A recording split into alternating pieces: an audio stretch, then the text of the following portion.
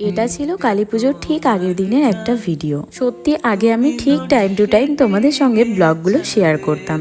জানি না কেন এখন এত দিনে দিনে ল্যাথখোর হয়ে যাচ্ছি, ঠিক টাইম টু টাইম এখন তোমাদের সাথে সেইভাবে ব্লগগুলোও শেয়ার করতে পারছি না। এইদিকে আমার ফোনের স্টোরেজ একদম ফুল হয়ে রয়েছে। এখন আবারও ঠিক আগের মতন চেষ্টা করব তোমাদের সঙ্গে রোজ একটা করে ব্লগ শেয়ার করার। কালী পুজোর আগের দিন আমাদের বাড়িতে 14 প্রদীপ জ্বালাতে হয় ও 14 রকমের শাক খেতে হয়। সকালে মা 14 রকমের শাক রান্না করেছিল, সেটাই আমরা সবাই মিলে খেয়েছি। আর এখন তো সন্ধ্যা হয়ে গেছে, আর সন্ধ্যার সময় কিন্তু 14 প্রদীপও জ্বালিয়ে নিয়েছি। ঠাকুর ঘরে বসে 14টা প্রদীপ জ্বালিয়ে প্রথমেই সব ঠাকুরের সামনে একটা একটা করে প্রদীপ দিয়ে দিয়েছি, আর তারপরে আমার বাবার সামনে একটা, ঠাকুরদার সামনে একটা করে প্রদীপ দিয়ে দিয়েছি। এখন আর বাদবাকি যে কটা বেঁচে রয়েছে সে কটা আমি বাড়ির সামনে, তারপরে তুলসীতলা, তারপরে প্রত্যেকটা রুমের সামনে সামনে একটা একটা করে দিয়ে দেবো। কালী পুজোর আগের দিন মানে এই দিনটাতে আমরা কিন্তু রাস্তায় একটা জমদীপও জ্বালিয়ে দিই।